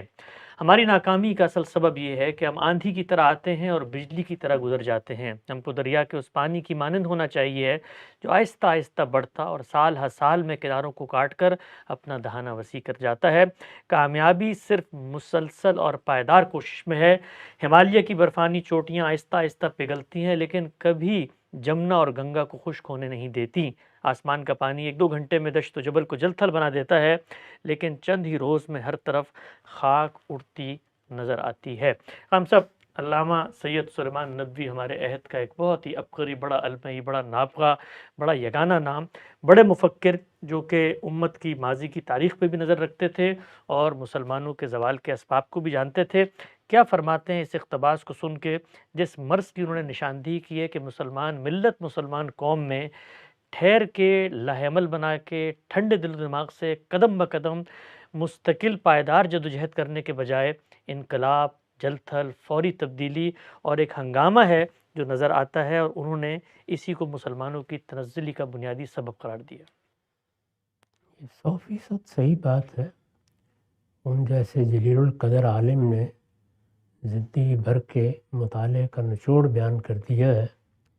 مسلمانوں کی تاریخ میں اس سے پہلے بھی جو بعض بڑے لوگ ہوئے ہیں، انہوں نے اپنے دور کے لوگوں پر تبصرے کیے ہیں۔ جیسے شاہ ولی اللہ کے بعض تبصرے ہم کو تفہیمات میں ملتے ہیں، امام ابن تیمیہ کے بعض تبصرے ان کے فتاویٰ میں، ان کی دوسری تصنیفات میں ملتے ہیں۔ ان سب سے یہی اندازہ ہوتا ہے کہ صبر کی تلقین بڑی بنیادی حیثیت رکھتی ہے۔ یہ تو ایک عالم ہے، بڑے عالم ہیں، اور مسلمان قوم میں اپنے تجربے کی بنیاد پر تنبیہ کر رہے ہیں۔ قرآن مجید نے پیغمبروں کو یہی تنبیہ کی، یہی توجہ دلائی، بار بار یہ کہا ہے کہ کہیں صبر کا دامن ہاتھ سے نہ چھوڑ دیں۔ اللہ تعالیٰ نے جو نقشہ بنایا ہے، جس اسکیم پر وہ دنیا کو چلا رہے ہیں، اس میں چیزیں بالعموم تدریج سے پیدا ہوتی ہیں، تدریج سے نشو و نما پاتی ہیں، تدریج سے ایک خاص انجام کو پہنچتی ہیں۔ اللہ تعالیٰ کے لیے کوئی مشکل نہیں تھا کہ وہ جوان انسان آسمان سے براہ راست نازل کر دیتا، مٹی کے پیٹ سے اچھے خاصے تنومند لوگ یک بیک نکل کھڑے ہوتے، لیکن وہ اپنی مخلوقات کو بھی اسی طرح تدریج کے مختلف مراحل سے گزارتا ہے۔ یہ جو ہمارے زمانے میں بڑے سائنسدانوں نے مطالعہ کیا ہے، اور یہ معلوم ہوا کہ ایک خاص طرح کا ارتقائی عمل ہر جگہ نظر آتا ہے۔ دنیا کا بھی جب مطالعہ کیا گیا تو یہ اندازہ ہوا کہ اس میں ایک خاص طرح کی ترتیب ملحوظ ہے۔ یعنی ایک دور میں جس طرح کے جاندار وجود میں آئے ہیں وہ نسبتاً سادہ اور کم پیچیدہ ہیں، اور پھر تدریج کے ساتھ پے در پے وہ مخلوقات پیدا ہوتی چلی گئی ہیں جن میں زیادہ تنوع ہے، جن کے نظم میں زیادہ پیچیدگی ہے، جن میں ریاضیاتی پہلو زیادہ نمایاں ہیں، یہاں تک کہ پھر ہم انسان کو دیکھتے ہیں۔ ظاہر ہے کہ مخلوقات میں جو مخلوقات ہمارے لیے مرئی ہیں، قابل مشاہدہ ہیں، ان میں انسان ہی سرخیل ہے۔ انسان میں گویا تخلیق کا عمل اپنے اتمام کو پہنچ گیا ہے۔ تو یہ سب بھی اسی طرح سے ہوا ہے۔ بقائے اصلح کا جو قانون دریافت کیا گیا وہ قانون اپنی ذات میں غلط نہیں ہے، وہ بھی اسی چیز کو بیان کرتا ہے۔ جو اصناف کے بارے میں ایک تصور قائم کیا گیا ہے یا قیاس کیا گیا ہے کہ شاید وہ چھوٹی چھوٹی تبدیلیوں سے یہ صورت اختیار کرتی ہیں، اس قیاس کی بھی اگر ذہنی بنیاد دیکھیں تو یہی چیز ہے۔ دنیا کی تاریخ کو دیکھیے تو وہاں بھی چیزیں ایسے ہی نمودار ہو رہی ہیں، بلکہ قرآن مجید نے مزید توجہ دلائی ہے کہ ہم چیزوں کو زوج زوج پیدا کرتے ہیں، یعنی ایک چیز اپنے اندر بعض ایسے خلا رکھتی ہے کہ جس کو بھرنے کے لیے پھر ایک دوسری چیز اس کے جوڑے یا زوج کی حیثیت سے پیدا ہوتی ہے۔ وَمِن كُلِّ شَيْءٍ خَلَقْنَا زَوْجَيْنِ، ہم نے سب چیزوں کو زوج زوج پیدا کیا ہے۔ یہ چیز آپ کو ہر جگہ نظر آتی ہے، نباتات میں نظر آتی ہے، جمادات میں نظر آتی ہے، حیوانات میں نظر آتی ہے۔ اس سے آگے بڑھ کر دیکھیں تو فکر و خیال میں بھی بالکل ایسے ہی ہوتا ہے، یعنی ہر جگہ ایک خاص طرح کے جوڑے ہیں یا زوجین ہیں جن کا باہمی تعامل ایک لمبے عرصے کے بعد یہاں کے کہیں نتیجہ خیز ہوتا ہے۔ اگر آپ انسان کے آگے بڑھنے کے عمل کو دیکھیں تو پہلے وہ ایک فرد کی حیثیت سے مرد ہے یا عورت کسی ماں باپ کے ہاں پیدا ہوگا، پیدائش کے مختلف مراحل سے گزرے گا، بچپن اور لڑکپن کے مراحل ہوں گے، اس کی عقل، اس کا شعور، اس کے سوچنے کا انداز، اس کی صلاحیتیں، اس کی نفسیات، سب کچھ ایک تدریج سے نمایاں ہونا شروع ہوتی ہے۔ کئی مراحل سے گزرنے کے بعد وہ اس قابل ہوتا ہے کہ اب اس کا دوسرا زوج تلاش کیا جائے، پھر وہ تلاش شروع ہو جاتی ہے، کہیں 18 سال کی عمر میں، کہیں 20، کہیں 25، اب تو اور عمر بڑھ گئی ہے، وہاں جا کے پھر وہ تلاش کرتے ہیں۔ جس زوج کو آپ تلاش کرتے ہیں اس کے لیے بھی وہی مراحل گزرے ہوتے ہیں، یعنی ایسا نہیں ہوتا کہ آپ جائیں اور جا کر ایک بازار میں آرڈر دیں اور آپ کو اگلے دن بنا بنایا زوج مل جائے، ایسا نہیں ہوتا۔ تو جب آپ ان دونوں میں یہ طے کرتے ہیں کہ اب یہ مل کر زوجین بنیں گے تو اس عمل کو ایک خاص مرحلے سے گزرنا ہوتا ہے، یہاں تک کہ وہ اس قابل کر دیتا ہے کہ پھر آپ بقائے نسل کا اہتمام کرتے چلے جاتے ہیں، اور یہی سلسلہ مزید آگے بڑھتا ہے۔ افکار کا بھی جب مطالعہ کیا گیا ہے تو اس سے بھی یہی بات معلوم ہوتی ہے، صاف معلوم ہوتا ہے کہ کس طریقے سے قوا کو آلات کے ساتھ، ارواح کو اجسام کے ساتھ، محنت کو سرمایے کے ساتھ، فرد کو اجتماع کے ساتھ جوڑ دیا گیا ہے، اور ان کے جوڑنے کا عمل بھی اگر آپ دیکھیں تو اسی تدریج سے ہوتا ہے۔ تو تجرید، یہ جو دنیا اللہ تعالیٰ نے بنائی ہے، اس میں آپ حیاتیات سے لے کر سیاسیات تک، سماجی علوم تک، عمرانیات تک ہر جگہ کار فرما دیکھتے ہیں۔ یہ ہم کو سبق دیتی ہے کہ یہاں نتائج کبھی فوراً نہیں حاصل کیے جاتے، نتائج کو نسب العین کے طریقے پہ سامنے رکھنا چاہیے، اور جب آپ کوئی نتیجہ حاصل کرنا چاہتے ہیں تو آپ پہلے یہ طے کریں کہ وہ نتیجہ کیا ہے۔ مثلا آپ نے طے کیا کہ مجھے تو آم کا باغ لگانا ہے، آپ کو معلوم ہونا چاہیے کہ آم کا پودا کتنے برسوں میں جا کے پھل دیتا ہے، اس کے لیے زمین کیسی تیار کرنی ہے، ماحول کیسا فراہم کرنا ہے۔ یہ سارا علم اگر آپ کو نہیں ہے تو ہو سکتا ہے کہ آپ اس خواہش میں مبتلا رہیں اور کبھی کبھی جوش میں آ کر آپ دائیں بائیں سے کوئی آم کی ٹہنیاں توڑ کے لے آئیں اور کہیں دیکھیے میں نے لہلہاتا باغ بنا دیا ہے، لیکن وہ چند دن کے بعد ختم ہو جاتا ہے، جیسے کہ انہوں نے تمثیل کے طریقے پہ بتایا ہے کہ سیلاب آتا ہے اور بظاہر تو لگتا ہے کہ ہر طرف پانی ہی پانی ہے۔ کبھی آپ دیکھیں تھر میں جب کبھی سیلاب آ جاتے ہیں بالکل ایسے ہی لگتا ہے، جہاں پانی کی ایک بوند نظر نہیں آتی وہاں دریا بہہ رہے ہوتے ہیں، 2 یا 3 دن کے بعد ہر چیز ختم ہو جاتی ہے۔ تو اگر آپ کوئی پائیدار نتیجہ نکالنا چاہتے ہیں تو خواہ وہ سیاست ہے، خواہ وہ معیشت ہے، خواہ وہ معاشرت ہے، آپ کو اس کے لیے یہ کرنا پڑتا ہے۔ تو معاشرت میں تو آپ نے دیکھا ہے یعنی کتنا وقت اللہ تعالیٰ لیتے ہیں جس میں کہیں جا کر بقائے نسل کا اہتمام ہوتا ہے، اور پھر بقائے نسل کا اہتمام ہو کے کیا فارغ ہو جاتے ہیں، اس کے بعد تعلیم، تربیت، ان کو اپنے پاؤں پر کھڑا کرنا ہے، ان کو پھر اس قابل بنانا ہے کہ وہ اس معاملے کو آگے چلا سکیں۔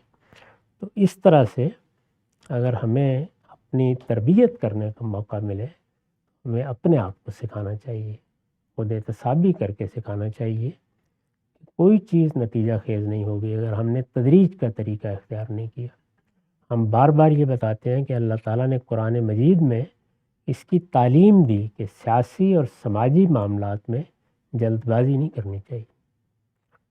دیکھیے کہ جو چیزیں رسول اللہ کے زمانے میں ایسی موجود تھیں کہ وہ اپنی اصل کے لحاظ سے قابل قبول نہیں تھیں یا نہیں ہونی چاہیے، ان کو درست ہونا چاہیے تھا، لیکن کیا ان کو چشم زدن میں درست کرنے کا طریقہ اللہ تعالیٰ نے اختیار کیا؟ اس کے لیے اہداف متعین کر دیے، یہاں تک پہنچنا ہے، یہ چیز حاصل ہونی چاہیے، لیکن قدم بقدم اس جانب بڑھا جائے گا۔ یہ قدم بقدم بڑھنے کا طریقہ ہی اپنے اندر خیر و صلاح رکھتا ہے، اور اسی نتیجے سے آپ بڑے امکانات کا تصور کر سکتے ہیں، ان کی توقع کر سکتے ہیں۔ اور اگر یہ حوصلہ نہیں ہے تو دنیا میں کوئی بڑا کام کرنے کے لیے نہیں اٹھنا چاہیے۔ ایک نقطہ بالکل واضح ہو گیا۔ اچھا خان صاحب، یہ دو چیزوں کی طرف آپ نے توجہ دلائی کہ اللہ تعالیٰ خود روئے زمین پر جب اپنی اسکیم کو روبہ عمل کرنا چاہتے ہیں تو وہاں پر بھی تدریج کا طریقہ ہے۔ مثال کے طور پہ اللہ تعالیٰ نے 2 قوموں کا انتخاب کیا کہ اب زمین پر ہر محلے میں ہر جگہ پہ پیغمبر نہیں آئیں گے، بلکہ قوموں کا انتخاب کر کے دنیا کے وسط میں وہ دعوت پھیلائیں۔ خود ان قوموں کی تشکیل کے مراحل میں 500 سال گزر گئے، لیکن خالق کائنات جو کن فیکون سے معاملات میں نتائج کا حصول کر سکتا ہے، وہ خود قدرت ہونے کے باوجود صبر اور تحمل کے ساتھ دیکھ رہے ہیں کہ جب قوم کی تشکیل ہوگی تب اگلی ذمہ داری ان کے سپرد کریں گے۔ بالکل ایسا ہی ہے، ہر معاملے میں آپ دیکھ لیجئے۔ مثلا اللہ تعالیٰ نے ایک سیاسی نظم بنا دیا تھا سیدنا موسیٰ کے بعد۔ جی، یہ معلوم ہے کہ جیسے ہمارے ہاں خلافت ہوئی ہے، ان کے بعد بھی اسی طرح جو 2 ان کے صحابی ہیں یوشع اور کالب، انہوں نے ایک خلافت کا نظم قائم کر دیا تھا اسی طرح سے، اور اس نظم میں کوئی بادشاہت نہیں تھی، کوئی بادشاہوں کا ستمتراک نہیں تھا، کوئی دربار نہیں تھے۔ بنی اسرائیل کا نظم بہت سادگی کے ساتھ اور کم و بیش جمہوری ریاستوں کے طریقے پر ہی چل رہا تھا۔ جن لوگوں پر ایک عمومی سا اعتماد قبائلی نظم میں ہوتا ہے وہ ذمہ داریاں سنبھال لیتے تھے۔ ایک مرحلے پر آ کر انہوں نے اللہ تعالیٰ سے تقاضا کیا کہ یہ ہمیں کوئی اچھا نہیں لگتا، یعنی دنیا کی قوموں میں بادشاہ ہیں، ان کے دربار ہیں، ان کی سلطنتیں ہیں، ان کا شان و شکوہ ہے، پھر یہ کہ اس کے ذریعے سے دنیا پر ان کی دھاک بیٹھتی ہے، تو یہ ہمارا کیا ہے؟ یعنی ایسے لگتا ہے کہ قوم نہیں ہے، یتامہ ہے سب کے سب، تو ہمیں بھی کوئی بادشاہ نہیں ہے۔ اس میں آپ ذرا تورات میں پڑھیے اللہ تعالیٰ نے کس طریقے سے سمجھایا ہے ان کو کہ تمہیں اندازہ ہے یہ تم کیا مانگ رہے ہو؟ اگر یہ بادشاہ مقرر کر دیا گیا تو تمہاری نہ بہو بیٹیوں کی آبرو سلامت رہے گی، نہ تمہاری عزت نفس سلامت رہے گی، یہ درباروں میں بلا کے تمہیں ذلیل کیا کریں گے۔ ایک پورا نقشہ کھینچا ہے کہ بادشاہت کیا ہوتی ہے، اور اس میں جب مطلق العنان بادشاہ پیدا ہو جاتے ہیں تو کس طرح قومیں بالکل محکوم اور غلام ہو کے رہ جاتی ہیں۔ یہ خود اللہ تعالیٰ نے بتایا۔ اس وقت بھی جو آپ بائبل ہے اس میں اٹھا کے دیکھیے، 2 3 4 پیراگراف ہیں جس میں اس کے نقشے کھینچ کر بتا دیا ہے۔ بنی اسرائیل نے کہا کہ نہیں ہمیں تو یہ چاہیے۔ یہ کیا چیز ہے؟ اس کا مطلب یہ ہے کہ جو قوم ہے جس میں آپ ایک نظام قائم کرنا چاہتے ہیں وہ اپنے شعور کی سطح میں وہاں نہیں پہنچی، تو اس پروردگار نے ان کے ارادہ و اختیار دے رکھا ہے، لوگوں کے عمل پر ان کی حالت کے لحاظ سے فیصلے کرتا ہے۔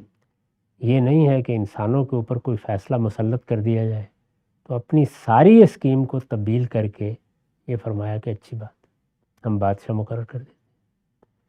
طالوت کو بادشاہ مقرر کیا گیا، اس پر بھی اعتراض ہو گیا لوگوں کی جانب سے۔ ان کا خیال یہ تھا کہ ہمارے اندر سے کسی ایسے شخص کا انتخاب ہوگا جو بہرحال کو پس منظر رکھتا ہوگا، دولت رکھتا ہوگا، بڑا قبیلہ رکھتا ہوگا، کوئی خدم و حشم رکھتا ہوگا، چھوٹے قبیلے کا آدمی منتخب کر لیا۔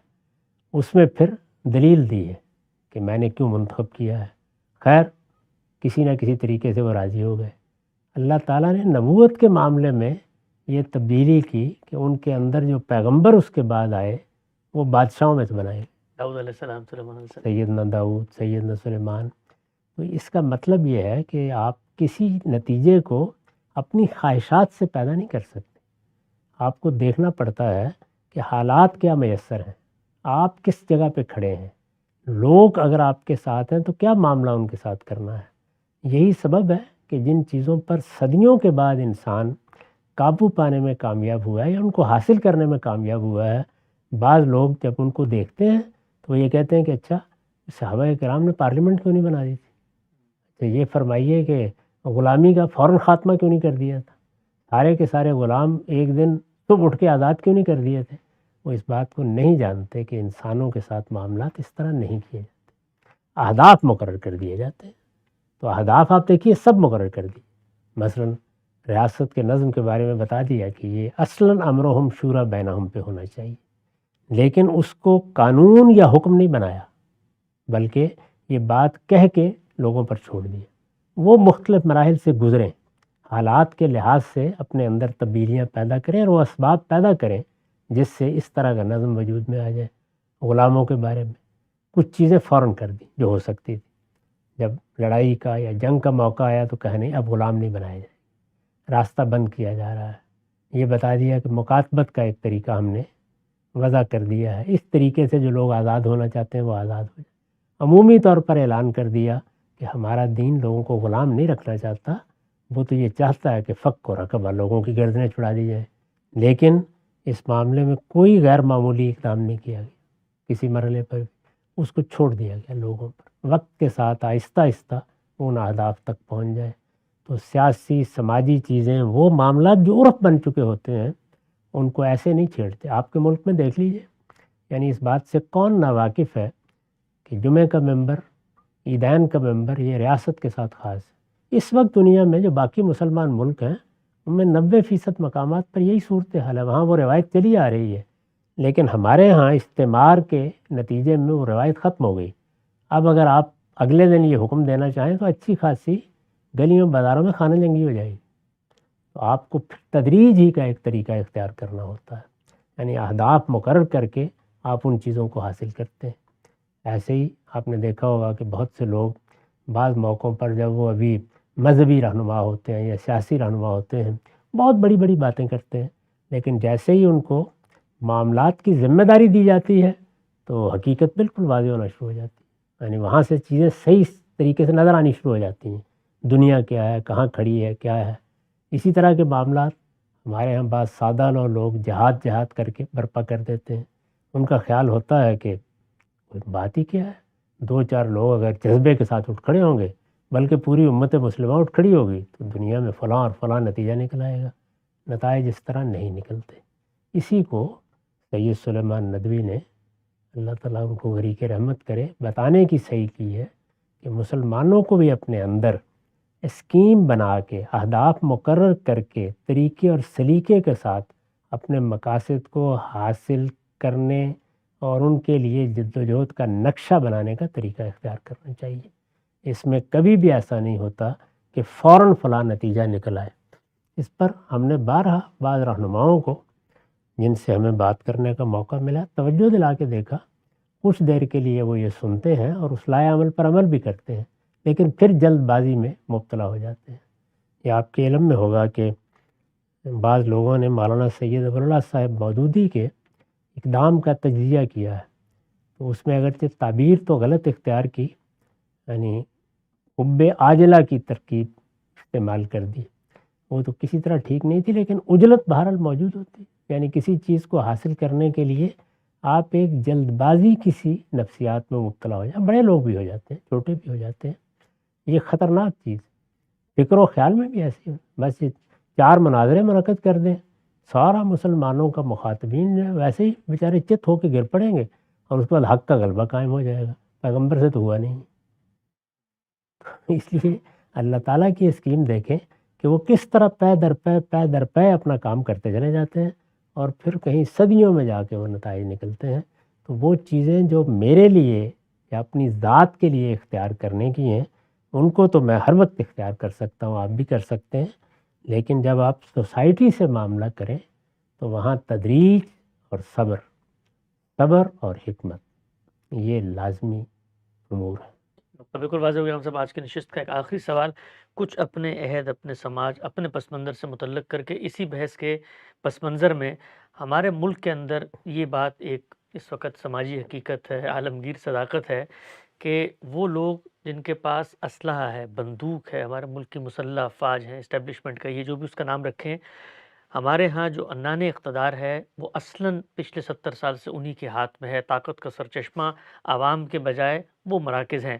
اب یہ حقیقت ہے، اور دوسری طرف یہ بھی حقیقت ہے کہ ان کے پاس نہیں ہونی چاہیے۔ دستور بھی یہی کہتا ہے، دنیا کا عرف بھی کہتا ہے، عالمگیر اخلاقیات بھی کہتی ہے، جمہوری روایت بھی کہتی ہیں۔ اب کچھ لوگ کھڑے ہوتے ہیں اور وہ یہ کہتے ہیں کہ بھائی یہ جو کچھ تم کر رہے ہو یہ تو حق اور انصاف کے خلاف ہے، جو کہ بات بالکل حقیقت میں مبنی ہے۔ لیکن دوسری جانب جب کوشش کی جاتی ہے تو کوشش یا نتیجہ کارگر نہیں ہوتا۔ اس طرح کے معاملات میں بھی آپ کو لگتا ہے کہ یہ ایک لمبی اننگز ہیں جس میں قدم بقدم آپ کو 2 3 4 اہداف حاصل کرنے ہیں، کیونکہ سماجی طور پر طاقت تو ان کے پاس ہے، اب ان سے طاقت عوام کے پاس کیسے منتقل ہو یہ ایک دن کی بات نہیں ہے۔ اس میں بھی دیکھیے ایک بڑی بنیادی غلطی ہے، میں نے عرض کیا نا کہ تدریج تو اللہ تعالیٰ کا طریقہ ہے۔ تدریج میں آپ کو یہ دیکھنا ہوتا ہے کہ اس وقت کیا صورتحال ہے۔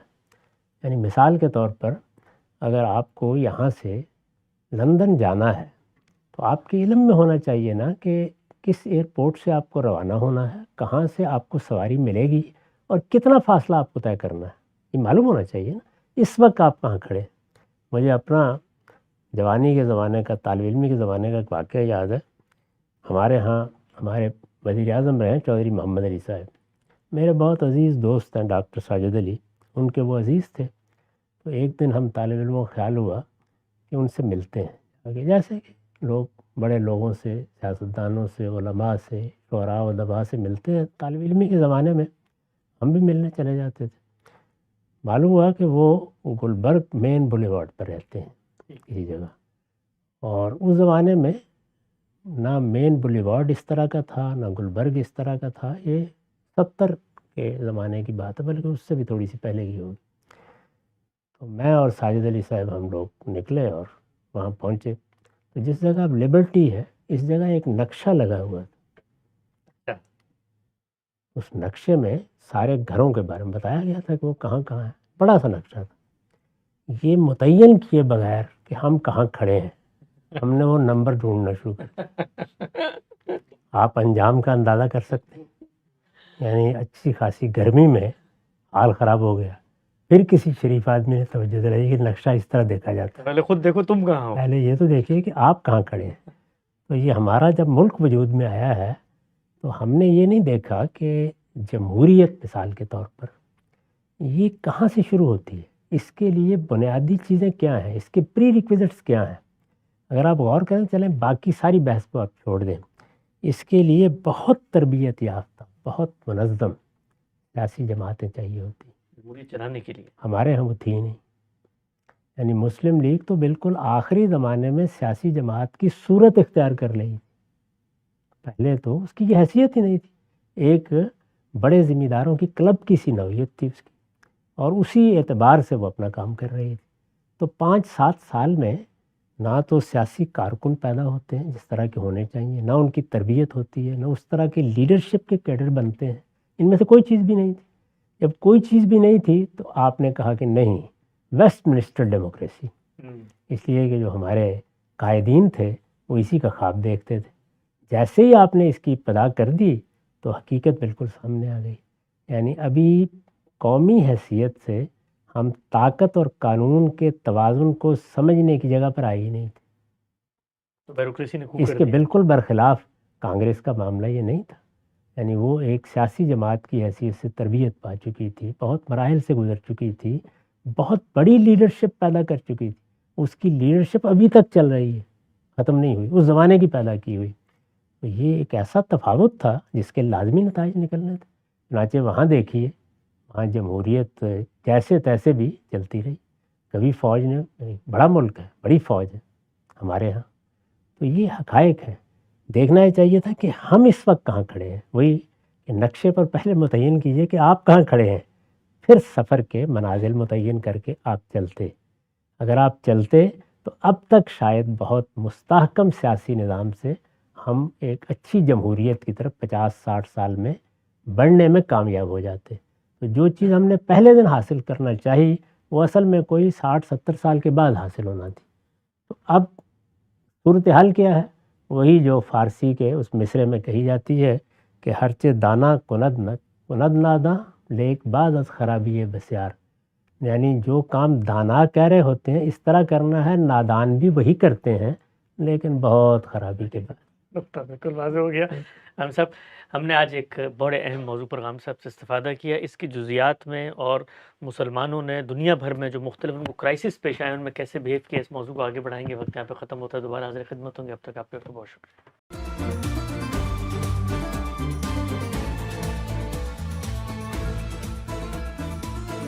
Newsletter, Al Mawrid USA. December 2024. Arabic translation of Mizan.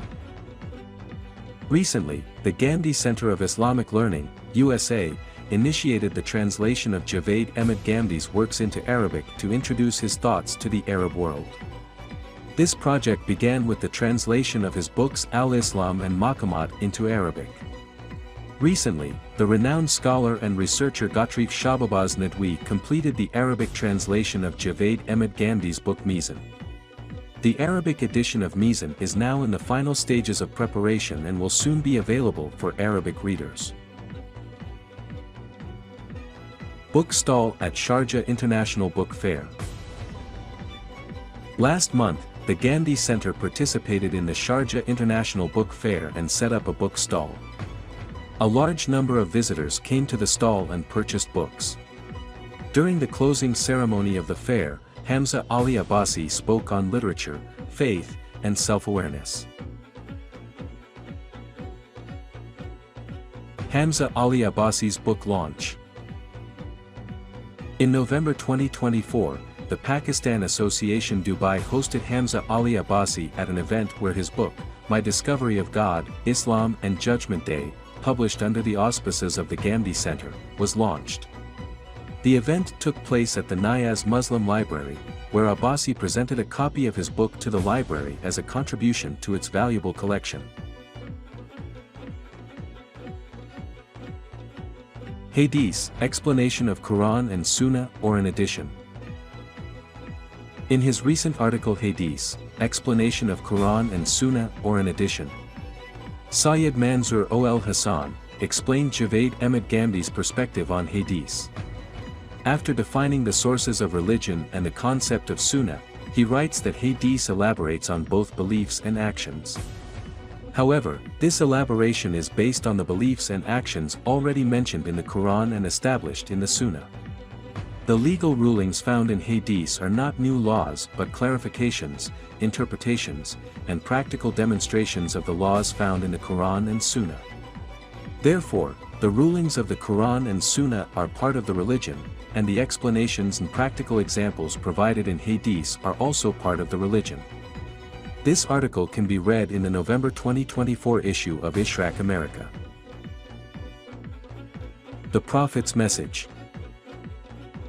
In The Prophet's Message, Muhammad Hassan Elias discusses the scope of prophetic messages and their universal impact, while responding to the claim that all prophets were sent exclusively to their nations, and thus the message of the Prophet Muhammad, peace be upon him, was also limited to the Arabs. He argues, with Quranic evidence, that the teachings and messages of the prophets are, by nature, free from the constraints of time and place, embodying a universal message and eternal truth for all humanity. Consequently, the mission of the Prophet Muhammad, peace be upon him, and the Quran's message is for all of humankind. This article can also be read in the November 2024 issue of Ishraq America. Gandhi Center's online Conca. Under the Gandhi Center's initiative, Maz Amjad conducts weekly online sessions focusing on self-purification. These sessions explore various aspects of self-reform and address questions from participants. Topics discussed last month included faith and righteous deeds, encouraging reflection on one's faith, true faith inspires correct action, understanding motivations, the difference between faith and superstitions, Recordings of these sessions are available on the Gandhi Center's YouTube channel. Islam Study Circle. In November 2024, Dr. Shehzad Salim addressed the following topics in the Islam Study Circle program: the rope of Allah, compassion, respect for parents. Additionally, a discussion was held on the theme of my role model, and questions related to the topics were answered. The recording is available on the Gandhi Center's YouTube channel. Tafhim al-Athar series. In the Tafhim al-Athar series, programs last month focused on the fear and reverence experienced by the companions during Quranic recitation. Other key topics included encouraging the learning of the Quran and its correct understanding, and qualifying for the Quran's intercession on the Day of Judgment. Recordings are available on the Gandhi Center's YouTube channel. Teaching of Al-Bayan in English. Last month, Dr. Shehzad Salim delivered lectures on Javed Ahmed Ghamdi's Al-Bayan, covering Surah Al-Imran, verses 180 to 200, and Surah Al-Nisa, verses 1 to 22. Recordings of these lectures can be found on the Gandhi Center's YouTube channel. The Prophet's Case in Divine Court. In his article The Prophet's Case in Divine Court, Zakwan Nadwi highlights the misfortune of those who neglect the Quran and ignore its teachings. He writes that on the Day of Judgment, the Prophet Muhammad, peace be upon him, will testify against those who abandon the Quran and present their case before Allah. He warns that the activities we prioritize over the Book of Allah today will not serve as a defense against the Prophet's testimony. This article can be read in the November 2024 issue of Ishraq America. Principles and Fundamentals. Dr. Shehzad Salim records monthly English lectures on various topics from Mizan. In November 2024, he recorded 2 lectures on Principles and Fundamentals as part of the Mizan Lectures series. These recordings are available on the Gandhi Center's YouTube channel. Issuance of fatwas based on religious opinions. The Gandhi Center often receives queries about legal applications of Sharia, such as marriage, divorce, inheritance, and other social and economic issues. Last month, 4 fatwas were issued based on the principles of Javed Ahmed Ghamdi's thought, prepared by Muhammad Hassan Elias. Private online consultation sessions.